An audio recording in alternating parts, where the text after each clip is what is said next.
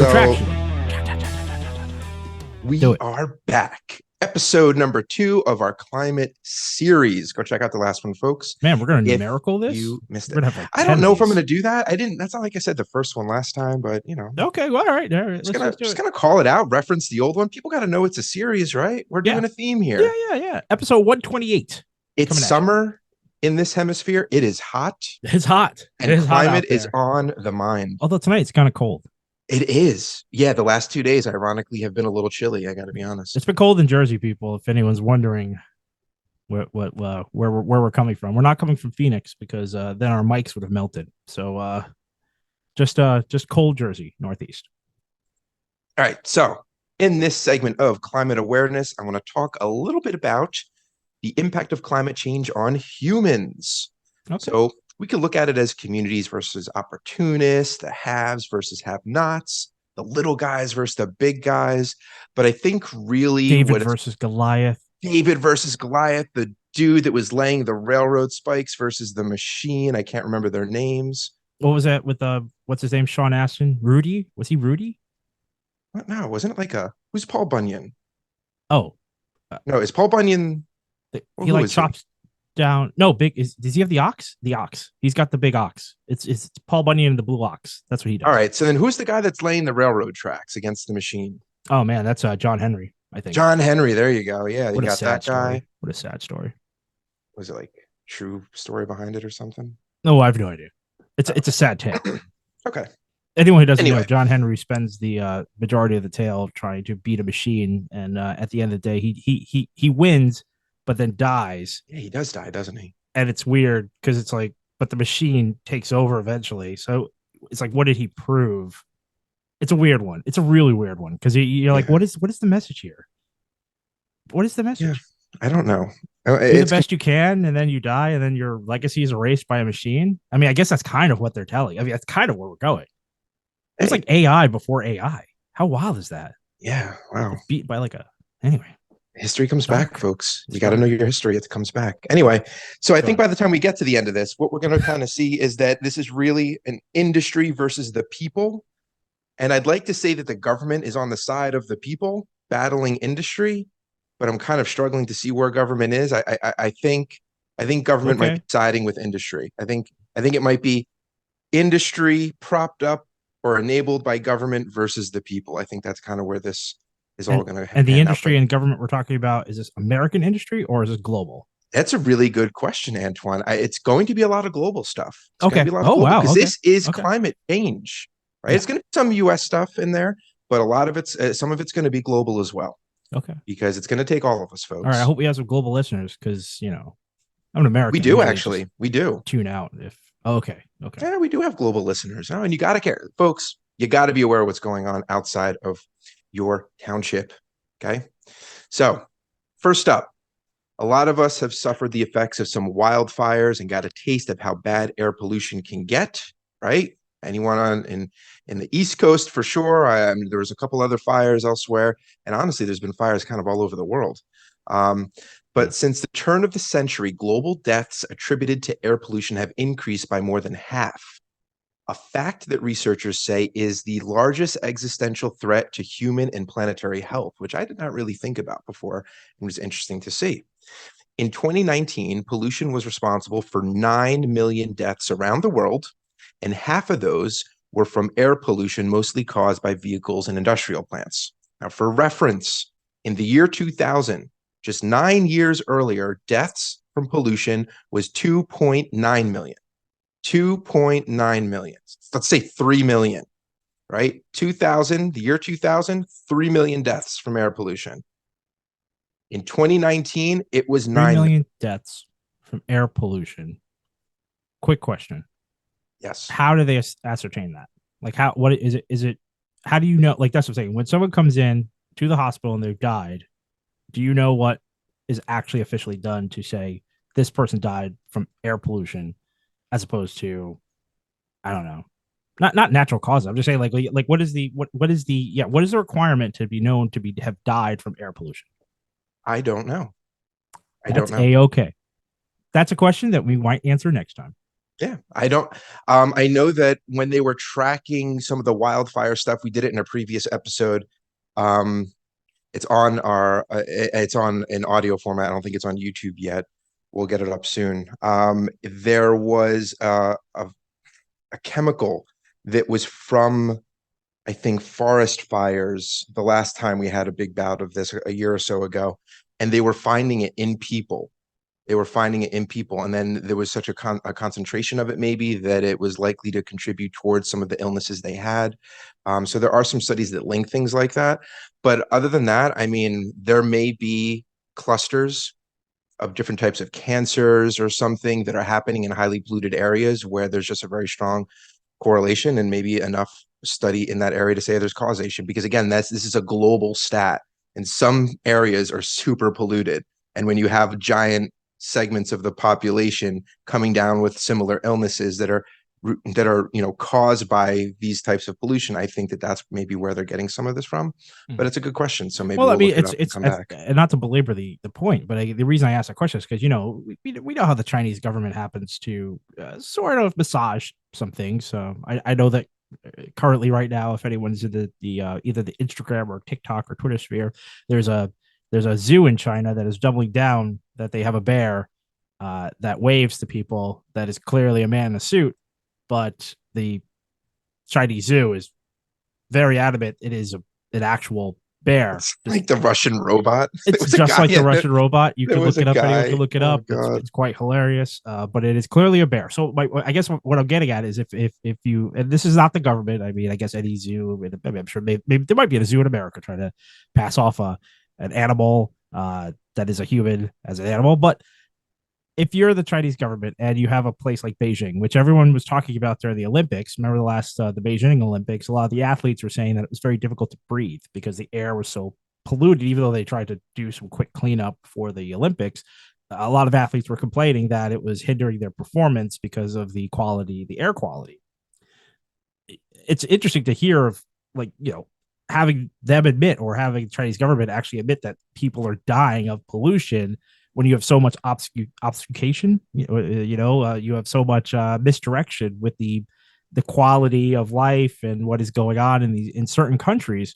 So it's interesting to hear that. So sticking to their guns with the bear, but the air pollution are like, yeah, that was us. Yeah, that's the air pollution was us, not the bear. Definitely not. Bear is definitely not right. That's sort of where I'm shocked. Yeah, but I think you kind of answered your question there, though. How do they tell? Because how does the Chinese government tell? And it's because it's not like one person comes in and they're like, you died from smog. It's we have an influx of people dying in this concentrated area. Oh, look, there's actually high levels of contaminant here. Okay. Yeah, there's probably related. I assume that's happening. It's a fair question. Interesting. My lack of being able to answer that doesn't mean that the studies that I'm citing are wrong. Yeah, no, I not didn't at all. Look into that. Yeah.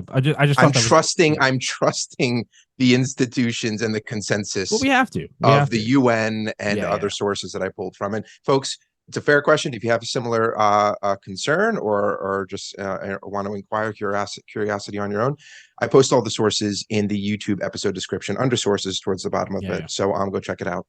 And we'd love to hear from you. So if you find this answer before we get to this answer, please definitely shout. So anyway, what I was saying, in 2000, it was in 2000, it was 3 million deaths from pollution, and in 2019, so just about 19 years later, it was 9 million. So it is growing quite rapidly in terms of how many people are dying from this pollution. So I think we can understand that the more wildfires we have, because the world is on fire and it looks like it's only getting worse year after year. If we still see stuff like this around the world like we are right now, and it's not just the Canadian fires, folks, there's fires in several different countries around the world, we think that 9 million is just going to continue to climb. So that's that. So let's move on from air to water. And this is what I'm going to sort of do. So, right, you have all of that happening. That's the government. Those are industrial plants. Those are vehicles. Those are industries causing all the air pollution. And now we're going to move over to water. Are you going to do a Captain Planet rundown? I don't know if I'm going to get... heart. We'll see if we can work on heart. We might. I mean, we might get pretty close. Okay, we might get pretty close. As long as you promise me that by the end you will yell out, "I am Captain Planet." I think that's for you. You're the character. Oh, okay. actor here. Okay, fine. I don't know if I can pull that off, All but right. Go ahead. moving into water, folks, Wall Street firms are buying land and water rights in the Western United States. So during a decades-long mega drought in the rural West near the Arizona and California border, small town life often depends on water sources, namely things like the Colorado River. And that nourishes crops, sustains the wildlife, provides recreational entertainment, and of course, revenue from the locals and tourists spending money. Enter Mass Mutual, who bought 500 acres of land, not to farm, but for the water rights. Now, why does that matter? Okay, a firm came in, bought water rights. Whoop-de-doo. So what? Well, a growing suburb of Phoenix, about 200 miles away from that rural area, purchased those water rights from Mass Mutual for $27 million. So what does that mean? It means the water's not going to that area anymore. The water's going 200 miles away. And that means that arid region, the region that's been in a mega drought for decades, is now throttling. It has now had their water throttled, and they are still suffering from a drought. And so there's no one to protect them there. I You know look I'm confused. concerned. I mean, I just don't understand how that's. This is. I don't. It's literally blowing my mind. My mind is blowing up. I'm having a slight mental breakdown, understanding the logic of what has occurred here. You're trying to tell me that a private firm was allowed to somehow commandeer access to water. Yeah, I'm checking on it. Okay. So because this kind of threw me as well. And so at first, I was unsure exactly if it was the profit from the water is now being given to someone else or the actual water. And I am fairly certain that it is the water itself. Right, because they bought it and they're like, it's ours, and we can give it to whoever pays the most for it, even if we're trucking it 200 miles away, which makes sense if this were, I don't know, Poland Spring and their specific spring, I guess. My head hurts.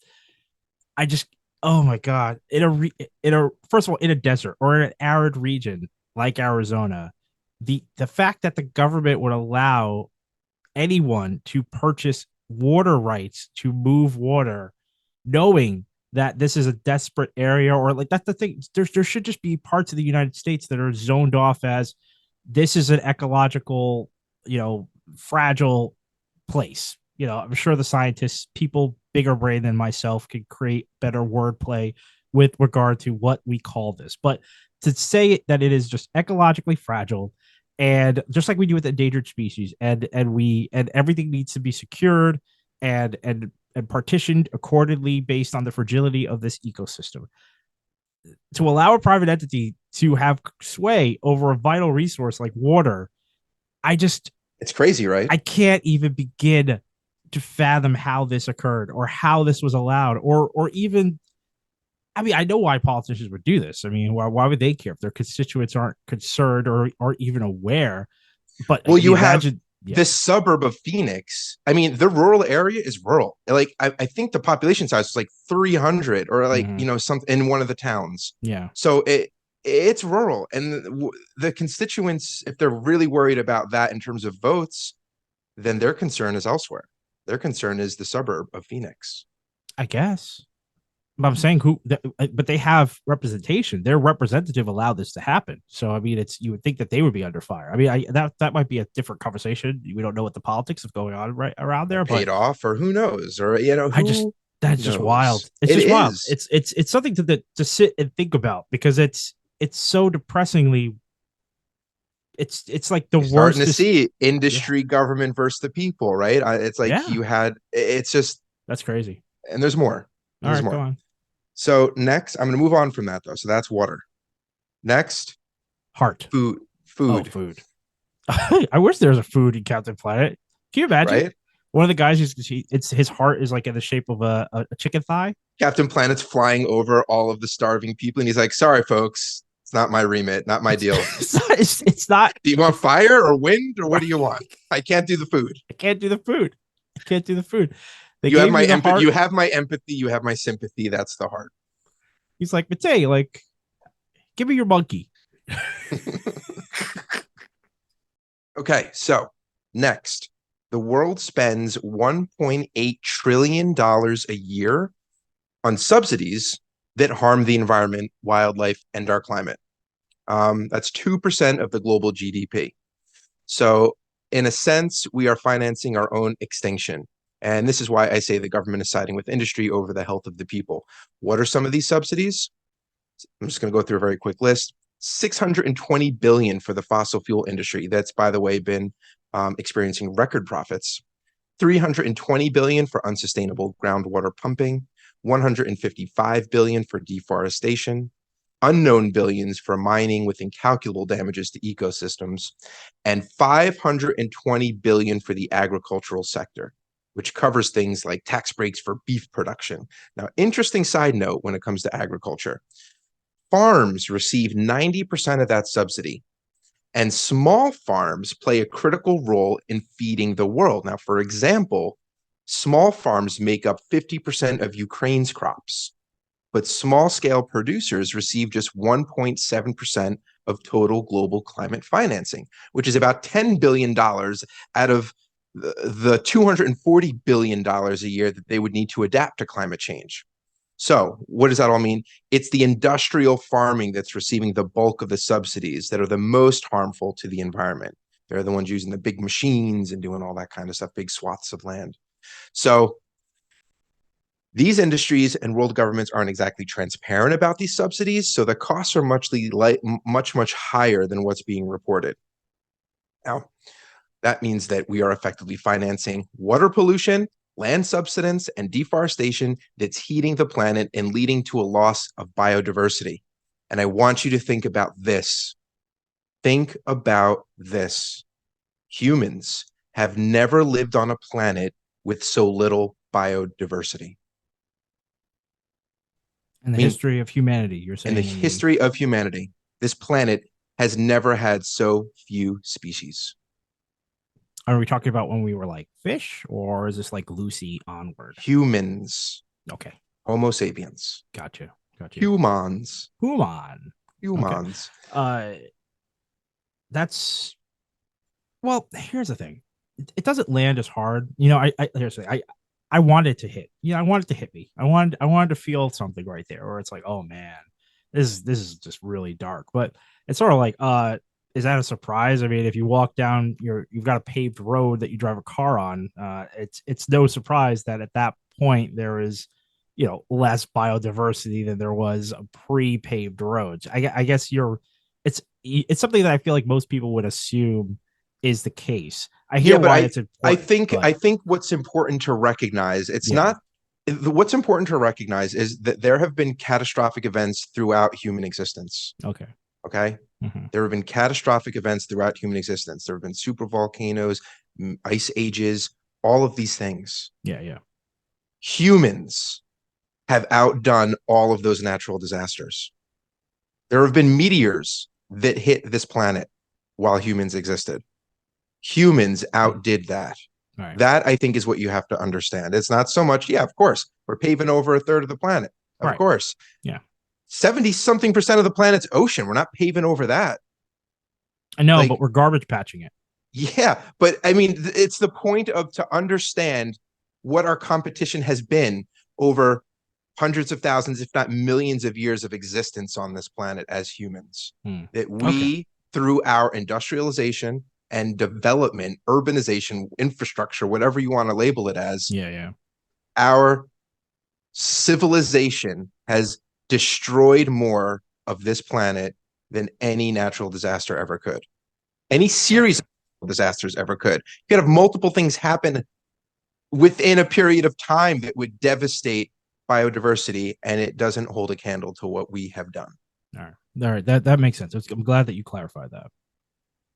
So the point here is that instead of subsidizing ongoing practices that aren't helping, we should be compelling research and reallocation of our tax dollars. I'm going to move on to Farmers Insurance, a popular property insurance company. They have pulled out of Florida because of how bad the hurricanes are getting. It's getting so bad there that homeowners are actually having trouble insuring their property, which impacts personal finances and plans. This hurts you folks, the listener. You folks listening right now, Florida is just the beginning. Everyone is going to feel a shade of this eventually. Might be your kids, might be your grandkids, it might be you. So don't say it's just Florida and they're crazy. This is going to happen everywhere. People are going to pull out of these things, or the premiums are going to go through the roof. You're not going to be able to afford it anyway.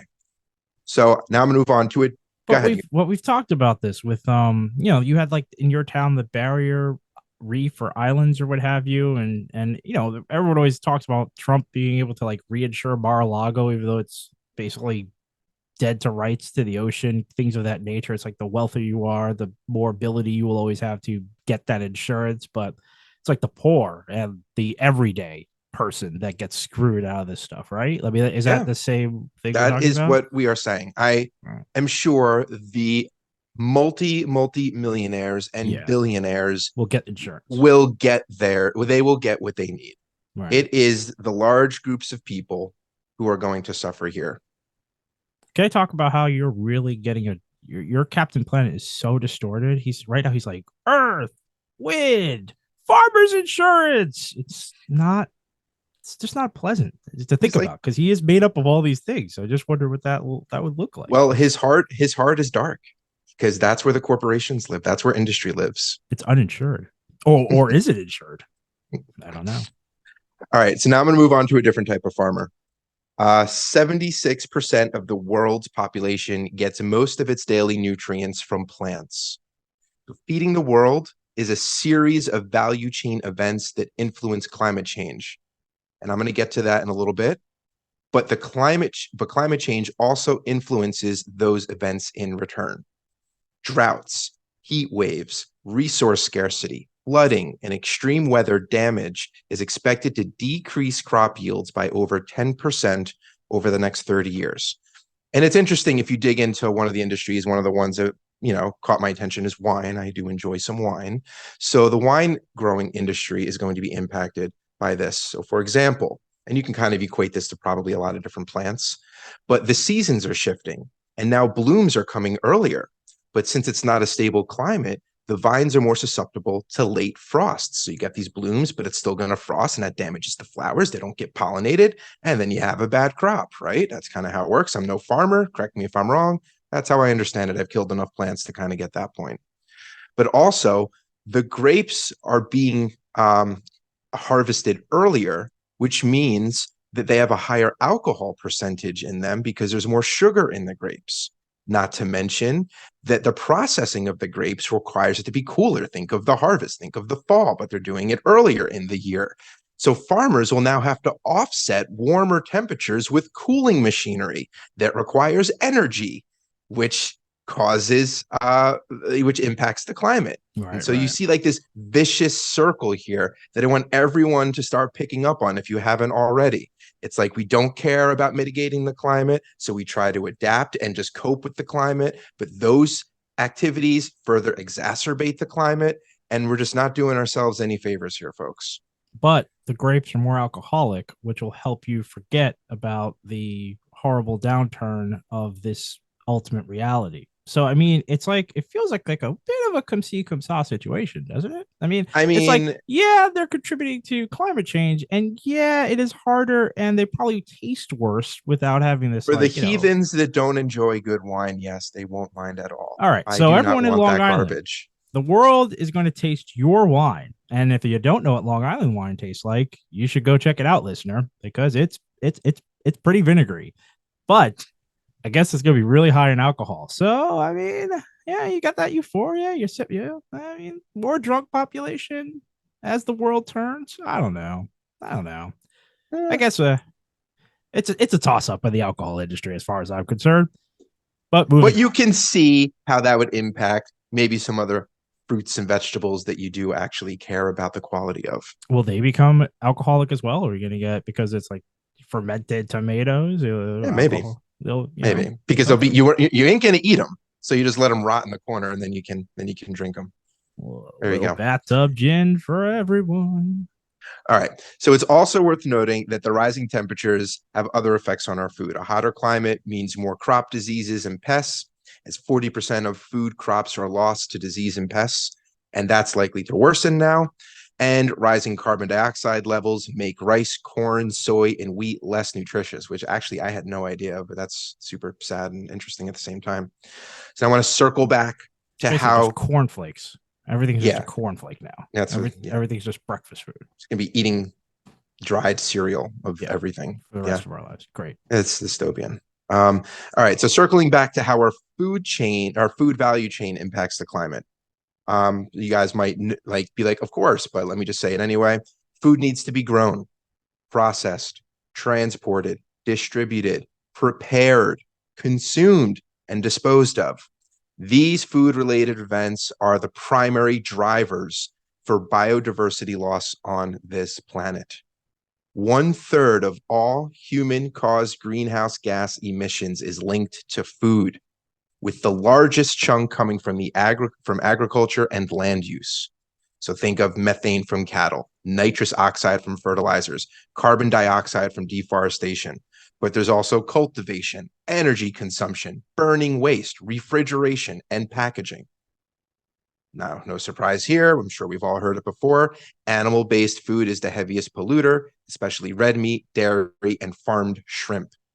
83% of farmland is used for livestock and their feed crops, but meat and dairy that is produced only account for 18% of the calories consumed by humans. So we just really need to rethink nutrition and our global food system.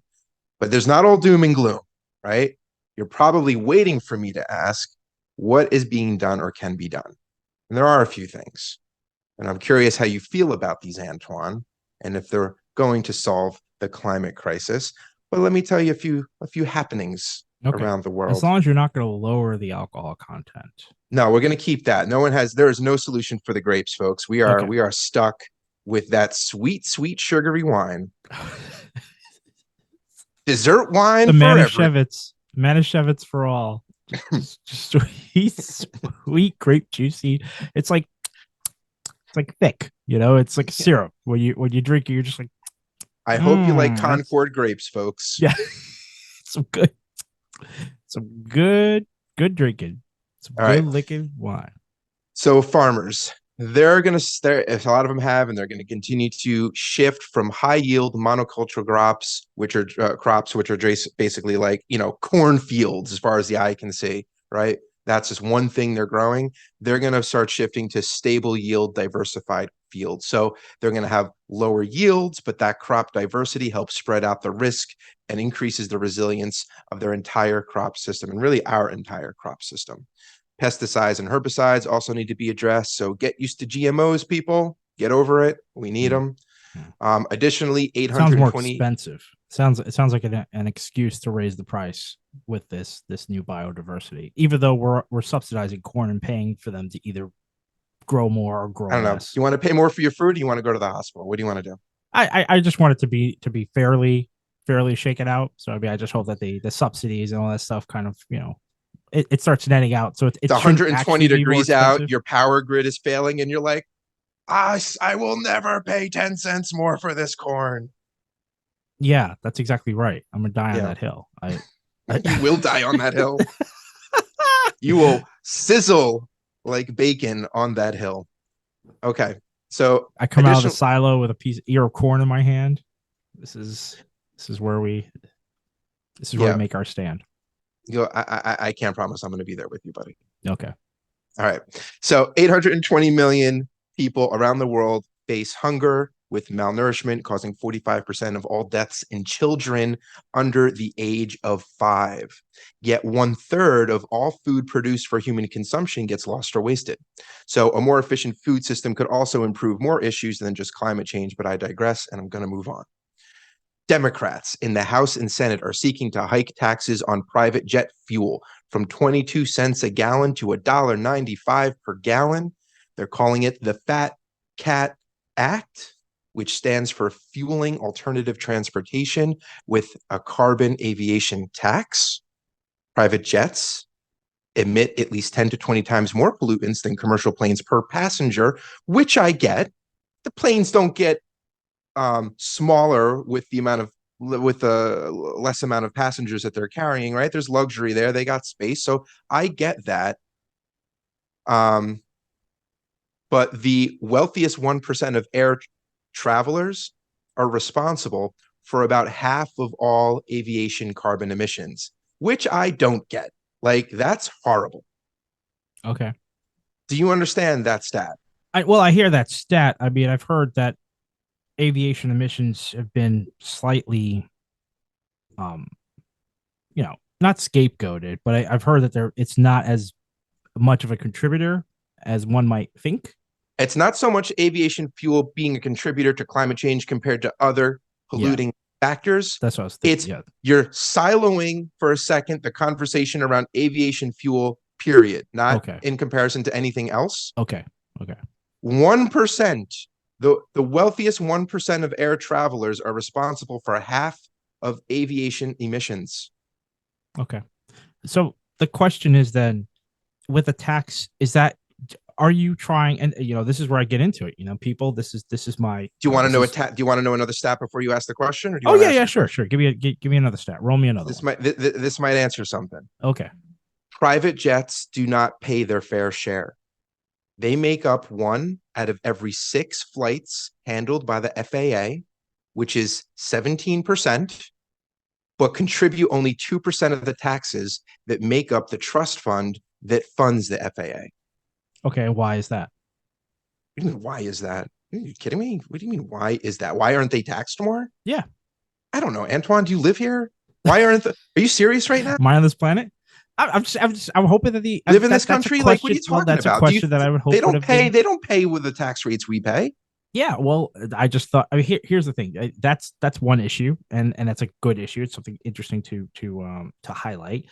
With the Democrats going after them and saying, "All right, you guys, you gotta pay, I guess, your fair share." If I would like to quote Bernie, all right, and now what do we do with that money? Because and it doesn't actually answer the first question that I was going to talk about, which is with regard to legislation. This is my gripe with American legislation, the way we go about things. It's like, okay, that sounds really good. It's a really cool soundbite. It makes sense if I wanted to be elected to be like, I'm going to go after these fat cat, debutantes who are mucking up our air, not paying their fair share, and we're gonna go after them and we're gonna make them pay more. So it's like you should vote for me that because you're an everyman and you don't have a jet, so you should be happy that I'm going after people who do. Uh, it sounds bad if you're a Republican, but I mean some people might say, all right, that makes sense. Now here's the question: with the legislation, are you just trying to generate money to then go and do something that helps actually solve the issue of climate change? Because this won't do it, right? Just taxing them, because if they're still flying, then they're still using the jets and they're still contributing. So it's like, is your tax high enough to actually curb behavior? Which I'm going to go out on a limb and I'm say going to it say is not. I'm going to say no, since the Yep, median net worth of these people is $190 exactly, million. exactly. So you're not. So it's not legislation Not that's about curbing it. It's about what it's about it's funding. Well, about. it's a, It's about making people feel better. well, I mean, so What to is the your point of point, this? if they got tax money from this and it Okay, did not go towards clean energy or something to mitigate climate change, it then yeah, will. the whole thing would be a scam. Like, everyone would be very Well, that's upset what about that. Well, is that what that's what I'm saying? Is that in the platform? Is the point of the tax in order to offset something else that would it. It actually doesn't, help with climate change? the way that I understand the way that things get made anyway, like that stuff doesn't even get decided now. The bills aren't written yet and they aren't voted on yet. The Yeah. way that the money gets allocated, I mean, that is, this anything get allocated purely in the way that it's proposed? No, No. but that's not a symptom of, oh man, this whole government thing's really complex and it's really hard to explain to the everyday person. You really, you're just not going to understand the particulars of what's going on here. No, it's more about, we are going to intentionally make this convoluted so that you don't understand that we're not actually doing anything, and these are more about sound bites and talking points when we get up and talk in front of a camera, which is what this sounds like. So it's irritating to me because I don't think it it'll doesn't pass. sound interesting to me My thing is, in I terms don't of think solving anything. if it is to generate revenue to support climate action activities, then I think it's worth pursuing. Even if it is, I'm not confident that it's going to pass. but Most likely not. No. But I'm no. just saying, even if here's the thing. But The reason, if there's no documentation to say we're going to tax you, that extra revenue is going here, yeah, then yeah, I totally get it. yeah. I'm just saying it's not going to pass. And the reason I'm saying, and not only is it not going to pass, but I'm saying the reason most people don't care, and this is where the Democratic Party fails, is that it's it doesn't pass and people just shrug because they didn't know why you were doing it to begin with. I Because mean, I don't know. So you didn't know why. So I think that the inequity. So to me, what's more interesting than whether or not this passes is the awareness of the inequity, the of what awareness inequity? That that private jet people fly a lot? no, that people in a higher rung of society are using the infrastructure that everyone pays for, but they're paying less for it and they're contributing more to pollution. And we don't have the funds to mitigate that pollution on our end where they can just escape it. That's the problem. That's an interesting problem that no one is actually trying to solve. But it's interesting. But yeah, that for me, it's the awareness of that. Right. No, I get it. The rats are eating our building. The rats are eating the foundation, and we propose nothing to curb it. Well, if it got passed, which it probably won't, at least in this iteration, because sounds like it's the first time anyone's trying to do this, and I don't know anyone that's talking about it. I assume it won't pass. I've never heard about it. But that's why I'm highlighting it, because I'm reading these stats, I'm going through it, and I'm trying to understand exactly how they are benefiting off of a system that the rest of us are oblivious that we're even funding. And it's like, wow, that's not right. They are responsible. The 1% is responsible for 50% of all of the pollution from this particular mode of transportation. Right. And they're not even paying into the infrastructure appropriately. Well, I mean, it's like add it to the list. And the output of that isn't just the output of that. And the output of that, if it stopped there, would be unfair. Yeah. But those emissions are detrimental to the environment, which are affecting the poorest and the middle class among us that can escape that impact. And they can. It's like on two different levels. It's the unfairness of the situation, and then it is the aftermath that none of us can survive. Yeah.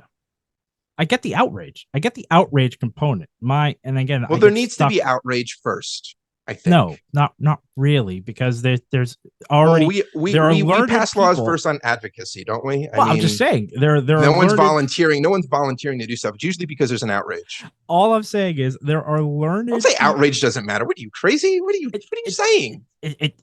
Guys, calm down. The planet is on fire. It is. Please line up in an orderly fashion and wait your turn, because the fast pass people have gotten here late, and it's going to take a little longer to get them out of the building. There's a reason we do fire drills, because panic doesn't make anyone safer. Yeah, except you're not getting the richest students and saying everyone else step to the left. The rich kids have to come through. No. I understand you're playing devil's advocate and you're making really good points as to where the money is going to be used and whether or not this is all just a grift on the people from the Democrats. But knowing that this is even happening is important. I'm not playing. The thing is, I don't even feel like I am playing devil's advocate. Just to keep with this analogy, yeah, you've got the rich kid stairwell to the ground floor, and you're saying we're going to make the rich kids pay a little bit more to use that stairwell, but they're still using the stairwell. Yeah, but it's their stairwell. Still going to burn the fire. Yeah, because their stairwell is cutting through our stairwell, so we're effectively going to hit a brick wall. And taxing it isn't going to change that. But I don't care. It's the fact that we know that their stairwell is cutting off our stairwell. That's what I care about. I didn't know that before. I didn't know that. Yeah, but I need to know that, because now we all need to say, bust through that wall. It's just one more thing. The rich kids are doing a whole host of things. Knowledge is power. You have to do something with it. You have to build towards that, but you need to know first. You as a need as to an know individual first. person, it is great to know. It is more frustrating to know that the people that you've elected to represent you are well aware and are doing nothing. So it's like it's a double. It's basically, yeah, you get hit from both sides. You're finding out that there is another unfair loophole that is squarely designed to keep the wealthiest people happy, and that's one thing. And then you know that the people that you've sent in to represent you are aware that this loophole exists, and what they're feeding you is crumbs on the, because they're worried that you're going to find out that the loophole exists. So they know the loophole exists. They're aware, and they're worried that you sitting at home are now going to find out the loophole exists. And in order to get ahead of it, they're going to tell you they're going to do something about the loophole by doing nothing about the loophole. That But is also the beyond loophole. infuriating. Also, I agree with you in that situation, but also the loophole isn't just a loophole. The loophole is going to kill us. I have news. Almost all loopholes. No, they're not Yes, the same. Nothing is in one way, shape, or another. not many things are on the level of climate change. This is true. This is true. But I'm just saying that to one person or another, someone is usually people usually do die off This of is any the loophole entire given to a certain planet. subsect of the population over another. You have issues with certain comparisons being made.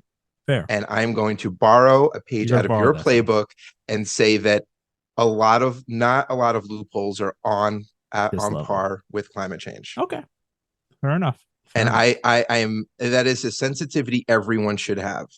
There are just some things that nobody should become accustomed to tolerating or accepting. And we are way past worrying about climate change. I'll just say that. So like we are in it, folks. Right. So we should be outraged that Elon is killing us. I'm not going to blame him on this. Well, he takes private jets, so he's one person. I mean, this is the regulators. I think you're spot on. The regulators have to do something. The lawmakers. Yeah, I'm just saying. But I mean, why can't we start acknowledging it this way? You just got to call out anyone who's taken a private jet, who takes them most of the time. You got to be like, well, you're killing us. So you add a list. It's a list of people that are because then in a way you're putting it on the people, just like you don't like to do. You're putting it on the individual. Why don't you stop doing that? We've been doing this the whole. We're putting it on the billionaires. Is that what we're doing?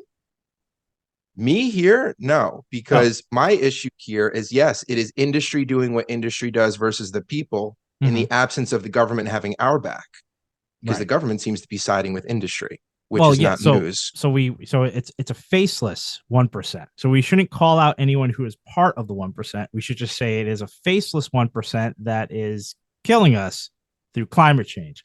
But I mean, if you want to boycott a Tesla because wherever Elon lives, his representative isn't properly regulating the industry wherever Tesla's HQ'd. So if you think that is going to matter, as if Elon's going to go, regulators regulate me so that people buy my Teslas again. Like that is one way to play it. I don't know if that will work, but it's just outrage. I mean, if it makes you feel better to pick on a billionaire, he's not going to care. So then you can go ahead and do that. But I think that putting pressure. So one billionaire is not going to care. But if we pick on them all as a faceless, then we have nothing because they own everything in society. What are you going to do? Give up everything? I guess I'm just trying to highlight. You cannot boycott your way out of this. Like that's the thing. I'm trying to highlight. How do you boycott your way out of climate change? How do you do that? You don't. You can't. We can't. I'm just trying to highlight why it is more infuriating for me to be upset with our legislators than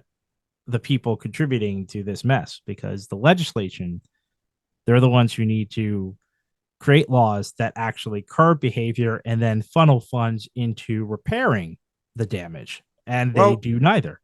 Well, let's get into some of that now. So I'm going to get into government stuff, right? We're talking about all these solutions. Yeah. We just got through the Congress thing that Antoine's not a fan of, but at least now we know. Antoine doesn't really care about that, or at least we know.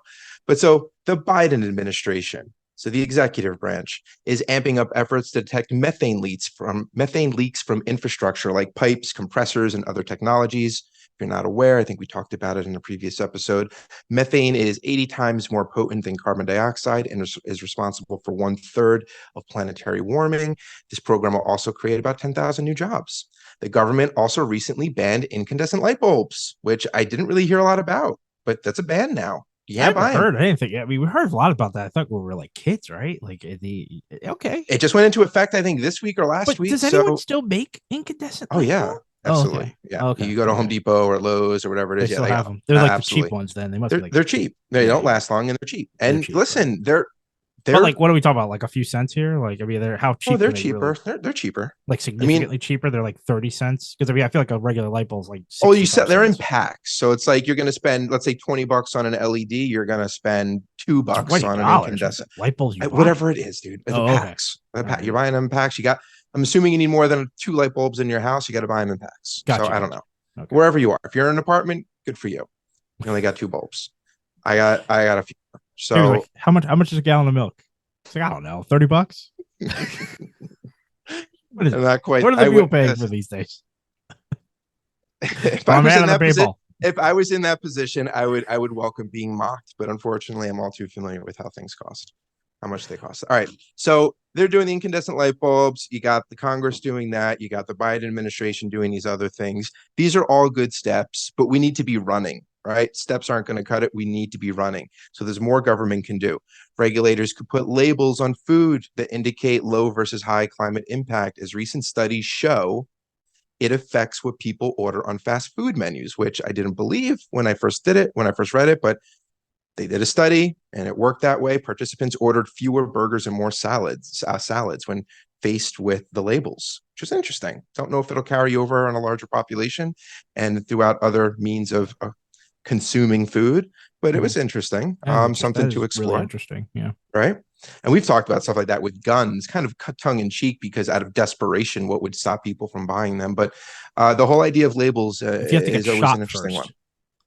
I think that would stop people from buying them. If you have to experience what it's like to be shot, like it's like the military when you carry the mace, they have to spray you in the face first so you know how to endure it. Like, that's a really good example.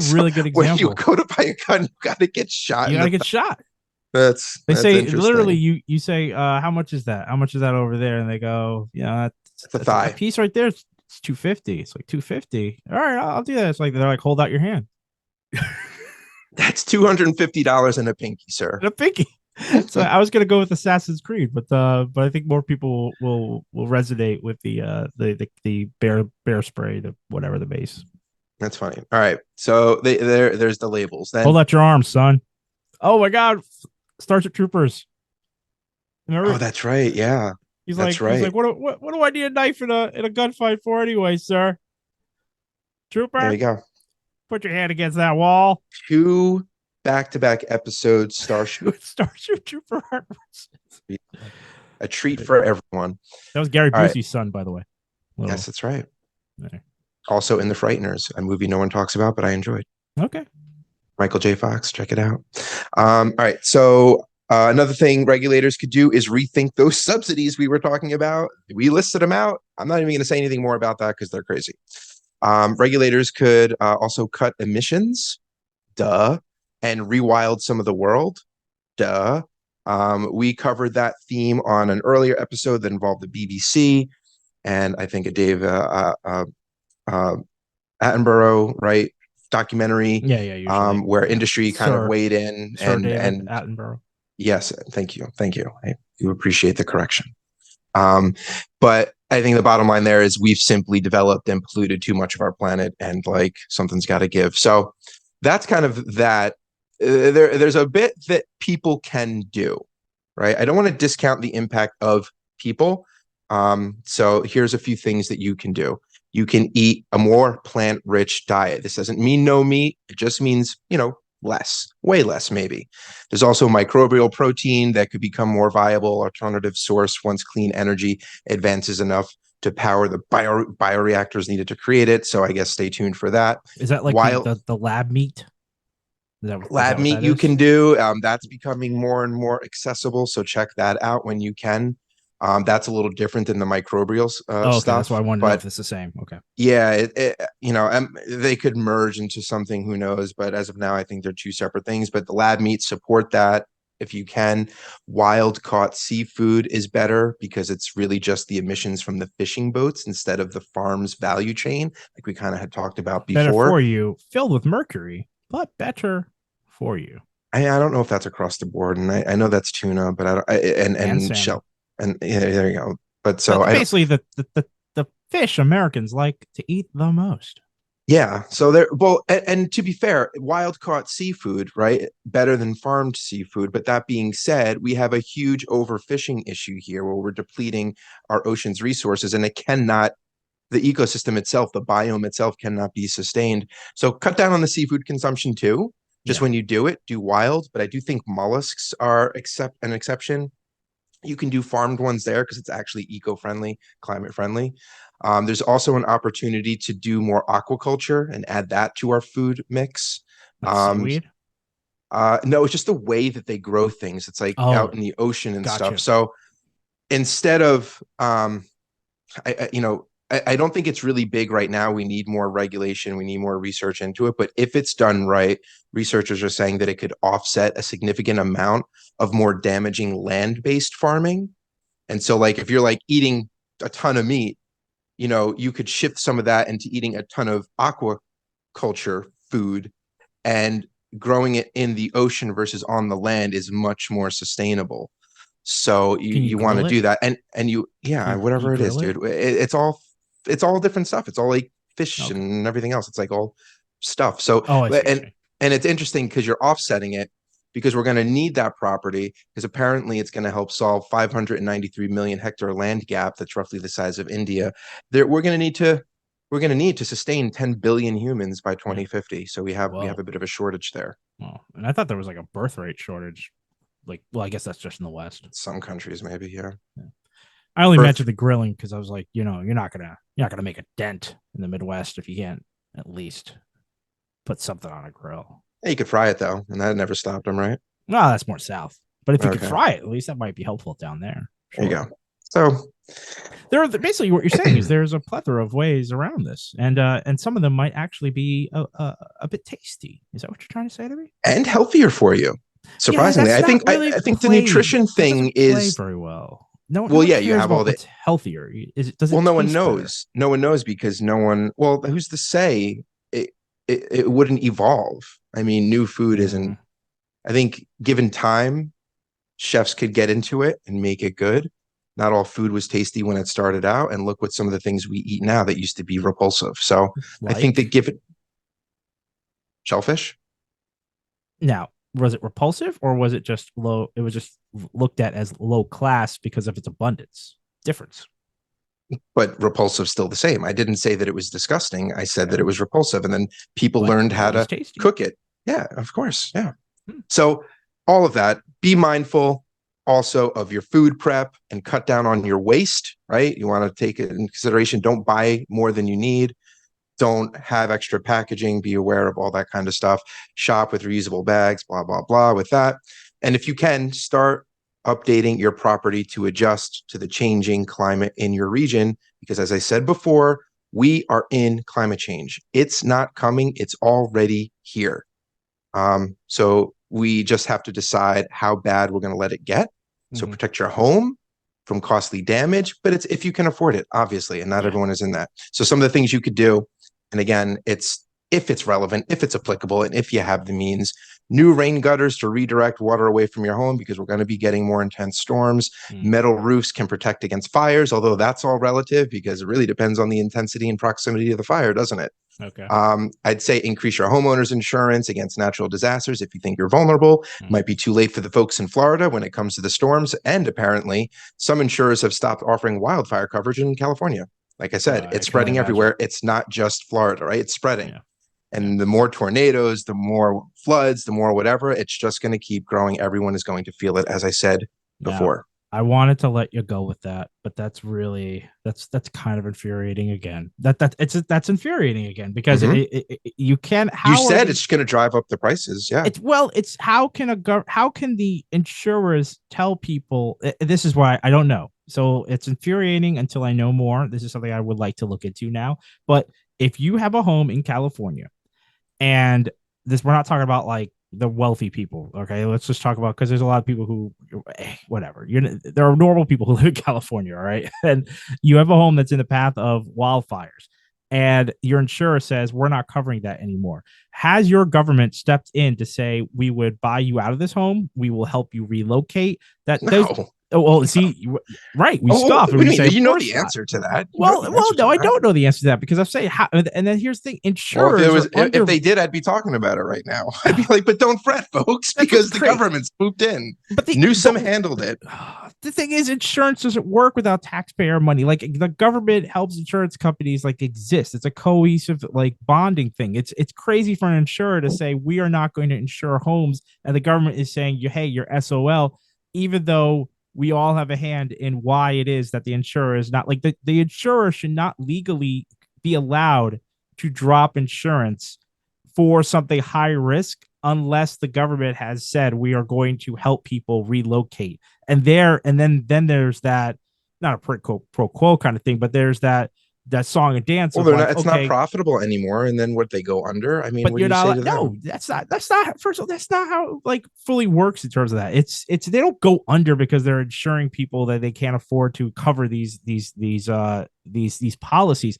The government should be coming in to say, if you drop these insurances, then we need to help these people move. One or the other. So you're saying you're saying the companies can leave, but then we're going to come in. Yeah, well, they shouldn't legally be allowed to leave. No, first of all, no, because the way that we should write insurance is they should not be allowed to drop policy unless the government has some sort of secondary option.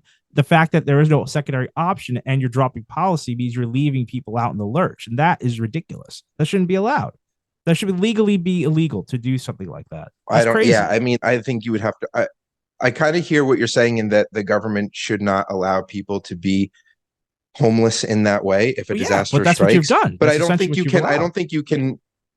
I don't know enough about this, but I have a hard time believing you can just compel a company to stay. You would have to change. That's what we do. The structure of the agreement. Companies. Like you would have to change something though. Like I don't know. You're going to insure. Like, look at the size of some of these fires, and they're just going to wipe out. I don't even want to know. It's like thousands of acres. Like, what is that? How many houses is that? How much money is that to rebuild infrastructure and housing and all that stuff? And can a company afford that? It's not about just what the company can. It's not like, all right, here's the thing, right? When we talk about school, okay, they get some sort of federal subsidies. So you're saying that the government is going to subsidize the insurance? No, I'm saying that they already have a partnership in terms of how the insurance industry operates. They're not just. I don't know the finances. Like I can't argue this. I don't know the finances of the company. I don't know how they're making their money, what their margins are. Like, I have no clue. All I'm saying is there's legality involved in how insurers and what insurers are allowed to insure and things of that nature. And all I'm saying is that if the insurance agency is saying that it's not like they're operating without government oversight or government knowledge in terms of what they are insuring or not insuring. So I mean, at some level, the government should be stepping in here. I mean, hopefully that's happening. I agree that at the end of the day, if your house burns down, you should get a new home. Yeah. I don't know how that happens, but we should be able to figure that out. Yeah. You shouldn't. What? You're just out. You're like. That's what I'm saying. Like, what are we? Yeah. Like, how are we different than medieval Europe at that point? Yeah, you're on your own. That's what I'm saying. That's such a vulnerability there, where you've had a home for God knows how long. I mean, it could be 60 years, 70 years in your family. And then one day you're just said, all right, we have no insurance because wildfires have cropped up, and I lost everything in the flood. The waters reached the riverbank. It's not even a matter of, well, yeah, exactly. It could be something like that. I'm just saying it's not even something that's happened yet. That's what's crazy to me. It's basically saying that because you are in a vulnerable place, your house happens to now be in a vulnerable place. This house you've had for 50 years now is in a vulnerable place. First of all, you've tanked the value of that house. How are you going to sell it? You can't. The way people usually get out of a house is by selling their house, and therefore they can take that money and that. Is there government run insurance though? Because that's what you're proposing, and I don't know if that's a thing.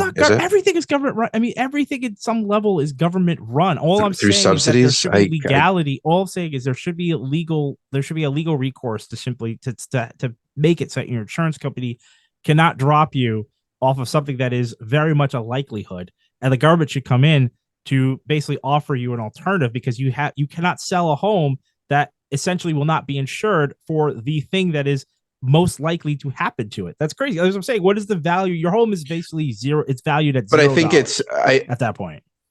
yeah, I mean, and if you phrase it like that, but I think and maybe this doesn't change your mind, but the word I would add to that is repeatedly.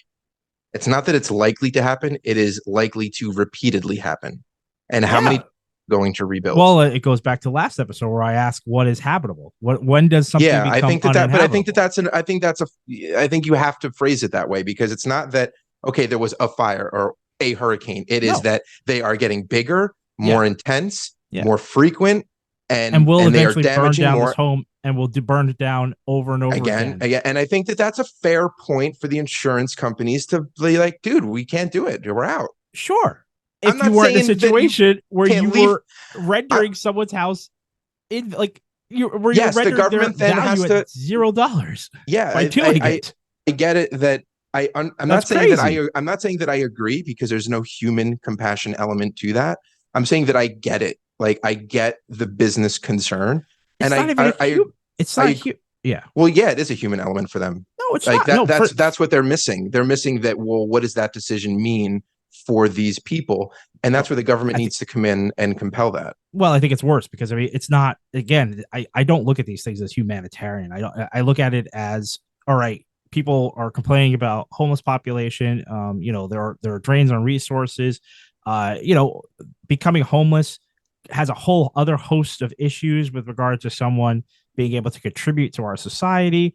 There are knock-on effects. So it's not even like just, I mean, I guess So you're saying the you're human looking at it from experience, but yeah, well, you're looking at it from the economics of it, but the always. business doesn't care about that. The Well, it's business not if it's a survive. for-profit business, of course, a for-profit, whatever. But I that's mean, what I'm talking insurance is about. a The little humanitarian, different though, but the economics of your contribution to paying taxes doesn't concern the business. That's what I mean. So the only thing that would resonate with them is some humanitarian aspect of it, because they don't care that they're well, it just won't. going to negate your ability to Yeah, send your kids to school and invent the next big thing. Like, that's not how right. they run their No, business. that's what government's for. And that's what Exactly. I mean by that. That's the Yeah. humanitarian aspect, because it's the only lever I think you could pull, other than Well, government they're never compelling going to them, care about the because people, they but care, because the government cares about exactly what you just said, which I think is a great point, yeah. by the way. Okay. I appreciate that. Thank you. I think it's a really good point. I just don't think that the business care about that. I think Yeah, government, or at least they should, they should. but you know why they don't? And I think that you would say the thing I'm about to say Yeah. is because they just care about the next election cycle, and that economic payoff of rebuilding them and making sure they stay productive isn't going to pay off for a Yeah. while. Your And words, not mine. You said it. but that's what you would say, right? Yeah, oh yeah, that's exactly what I would say. And then Yeah. I would add something about capitalism on top of it. But yeah, more or less. You came close enough. It was close enough. Okay. All right. So only got one little more bit here. And I know that we're probably a broken record on this, but the government can do more than any individual. So advocate, engage, and demand action from your local community officials, right? So kind of what we were just talking about, but also a little more. Support the restoration and protection of natural ecosystems like wetlands and forests. We covered that last time, especially what an example they were doing down in Florida, where they were paving over the natural flood barriers that nature had been providing to put up warehouses. It was like 400 acres or something. It was crazy. Update your sewers and drainage systems, right? These are all things that you're pressuring your local community representatives to do. Natural and artificial flood barriers like seawalls, mangroves, levees should be supported. Update your electrical grids. You don't want to happen to you what happened in Texas. Not all of you can fly to Cancun. And then fund emergency services like fire departments. So what I found after reading all of this is, yes, this is all interesting. There are things that we as individuals can and should do. It will help, but by far the major drivers don't sit with us. Instead, they still need to be addressed at a government level to compel businesses to change. It all comes back to those entities. Together we can make a difference, but change will not happen on our backs. That's it. That's it. the crescendo. That is it. I think I was talked enough, didn't I? Oh, that was good. I mean, that was really comprehensive.